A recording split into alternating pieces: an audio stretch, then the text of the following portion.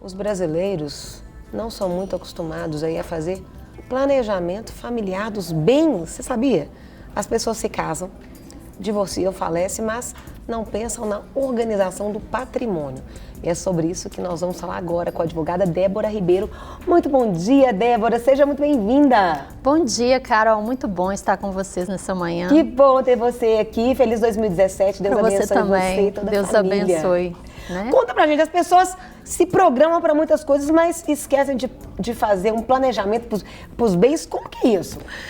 É interessante, né? O brasileiro tem isso como cultura. Pensa no casamento, no nascimento dos filhos, mas nunca pensa numa questão, que todos nós vamos morrer um dia. A única certeza, a única certeza, né, que nós temos. Então o brasileiro tem isso de viver, de curtir, de viajar, e às vezes quando surge um problema, um falecimento de um ente querido, nessas situações eles veem a importância, né? Por que eu não deixei tudo organizado? Sim. Aí vem aquelas perguntas e muitos sofrem por causa disso. Então o planejamento familiar, ele é sempre bem-vindo para evitar esses problemas, que aposto que você aí de casa deve ter conhecido alguém que tenha sofrido algum problema assim. É verdade. E é tão triste para as famílias, né, Carol? Muitas vezes, né, Débora, até em casamentos, o marido não sabe a senha da esposa, a esposa não sabe a senha do marido, e aí quando morre tem que correr no banco, é que é tumulto. Não é verdade? E o sofrimento da situação, né? Eu já vi situações da pessoa ter que ir ali para resolver, até para poder pagar o próprio velório, o próprio enterro, comprar o caixão e tudo, e não sabia a senha do outro. Precisa ir da ajuda dos familiares, numa situação assim. Ou às vezes alguém que conhece no banco, alguma coisa, para poder auxiliar. Isso é algo real. É algo real que a gente vivencia todos os dias. E as pessoas deixam para depois. E esse deixar para depois é uma cultura nossa brasileira e que a gente deve tomar atenção, né? Que nós temos mecanismos para planejar, por que não buscar esses mecanismos? Né? Sim.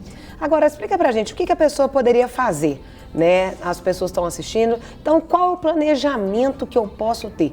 Né? Uma pessoa tá ali, tá? Vamos fazer assim, planejamento para quem vai casar, depois a gente já fala para quem já está casado, como que tem que fazer. Para quem vai casar, qual que seria as dicas que você dá, né, pra gente estar começando aí 2017, a pessoa já está se programando, mas não se planejou com relação a essa questão de bens. Muitas pessoas pensam no casamento, né, como algo festivo, algo, né, uma cerimônia, isso é muito importante, mas esquecem que o casamento é um contrato. Sim.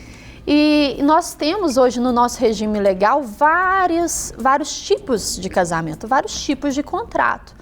Né? Então é importante que essa pessoa que vai casar procure saber quais os tipos e formas que ele pode ter esse casamento, que ele pode se contratar com o seu cônjuge, né? Nós temos um regime de separação de bens, nós temos um regime Explica o que é a separação de bens para quem está...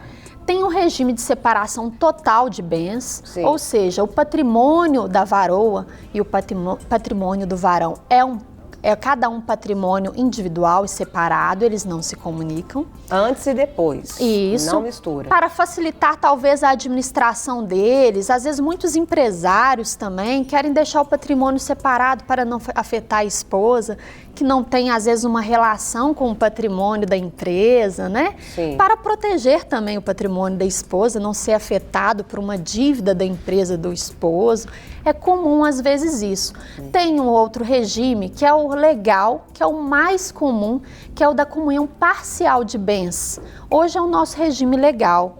Ou seja, os bens adquiridos antes desse casamento, eles são particulares, são seu. Após o casamento, os bens se comunicam, porque após essa união, o casal tem esse patrimônio como patrimônio comum. Sim. Né?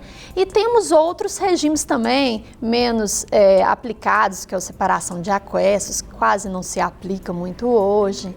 Né? Então, assim, é importante que as pessoas que vão se casar não se preocupem só com a cerimônia, Sim. mas preocupem também com que regime eles vão optar, para depois não ter nenhum problema. Né? Aí eu pergunto, Débora, será que às vezes isso pode ser um problema porque conversar sobre isso pode ser algo desconfortável? Tipo, falar de bens é algo desconfortável. Só que se vai casar, tem que falar de tudo, tem que ter essa liberdade. Tem que ter Mas abertura. o que você observa quando as pessoas chegam para você e aí, a gente não tinha parado para conversar sobre isso? Falta ainda um pouco essa Falta o diálogo, Carol. essa liberdade de poder Falta. falar sobre isso. É um tabu. Quando se fala em patrimônio, em bens, as pessoas às vezes têm um receio do cônjuge, eu estou desconfiando da idoneidade ou da segurança do outro. Mas eu acho que as pessoas, se têm uma confiança, eles têm que tratar tudo isso a limpo, à mesa, para que não haja um desconforto depois. Então isso tem que sempre ser planejado, né, Carol? Entendi. E para quem já casou, a pessoa já está casada, como organizar a partir de agora? Nossa, eu nunca nem pensei nisso. Eu só tenho um bem lá, coisa só pequena. pensa em comprar, adquirir patrimônio, vender. E também esquecem que vocês vão ter filhos, esquecem que amanhã todos, né, nós somos mortais. Sim. E como que vai ficar esse patrimônio? Eu pergunto. Então é importante que os líderes, né, de família tomem isso como um ponto a ser observado. Certo. Como planejar, deixar organizado o patrimônio familiar para que não haja depois uma discussão, um problema entre os filhos, uma briga de família, né, Carol? Que todo mundo aposto que já às vezes soube algum caso. E essas brigas, essas discussões às vezes geram animosidades que podem ir de geração em geração. E eu já presenciei inventários durando anos e desgastantes. Sim. Talvez se o líder, a pessoa tivesse planejado, não tivesse dado esse problema todo, né? É verdade. Testamentos ainda acontecem? Como isso poderia ser uma opção para quem já casou, quer organizar, já colocar o bem no nome do filho ou não? Sugestões? Acontecem. Hoje os testamentos são praticáveis, embora os brasileiros sempre deixam para a última hora, né? Deixa quando eu tiver 80, 70 anos, 90. O pessoal tá durando muito, tá demorando muito pra engraçado, morrer. Carol, que os americanos e os ingleses já têm costume de planejar isso aos 40 anos. Olha. E os brasileiros deixam para depois. Eles já têm o costume de fazer um testamento, de organizar o seu patrimônio. E no Brasil ainda é pouco falado e pouco praticado. Sim. Mas é sempre aconselhável. Hoje tem outras técnicas modernas também de realização de um planejamento sucessório. Não só o testamento e a doação, né, em vida, que era muito praticada e que é ainda hoje muito praticada, né? Mas existem outros métodos modernos. Quais seriam esses métodos atuais? Além do planejamento, né, com testamentos, com doações, é importante que as pessoas procurem um profissional especializado em planejamento sucessório, familiar, porque hoje nós temos ferramentas do próprio direito empresarial que vai auxiliar essas famílias. Hoje é chamadas holdings familiares. Você fala, que nome é esse? Né? As holdings familiares são empresas constituídas para guardar e manter o patrimônio da família.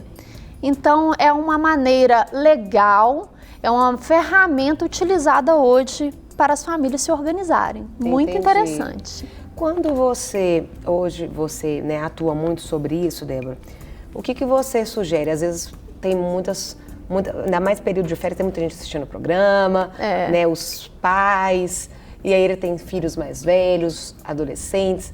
É importante, quando for, por exemplo, seja um testamento, seja vamos já dividir os bens, vamos organizar essas coisas, comunicar a família inteira ou estabelecido, porque às vezes pode gerar um atrito antes da coisa acontecer também. Como que você tem visto isso no dia a dia? Sim, isso é muito particular, né? Cada líder, cada pessoa conhece a sua família. Sim. Né, e conhece as características, né? Às vezes um filho tem uma personalidade, o outro tem de uma outra forma. E aí o pegar de surpresa ou não, como que... Isso o líder ele vai ter que sentir muito. O testamento, a maioria deles, alguns que eu presencio, são feitos inclusive com a comunicação dos filhos, sabe? Mas outros os pais preferem guardar em sigilo. Até porque vão fazer uma doação ou reservar um direito para uma pessoa, às vezes, que não é nem da família. Sim. Então, depende muito de família para família. Mas é importante que se tenha o diálogo. Por que eu falo? Depois de uma situação traumática, que já é um falecimento, toda a família já sofre com a perda de um ente querido. Então, a briga, o litígio por causa de bens não é interessante. Sim. Então, o diálogo sempre é a melhor coisa. Querida, quero te agradecer imensamente. Deus continue te abençoando. Amém. Cada dia mais. E Obrigada. volte sempre para nos ensinar. Gente, vamos planejar. É importante planejar, não é verdade? Obrigada, Carol. Tudo de bom para vocês. Para receber todas as novidades do canal, inscreva-se. E se curtir o vídeo, clique em gostei. Aproveite para acompanhar a Rede Super nas redes sociais.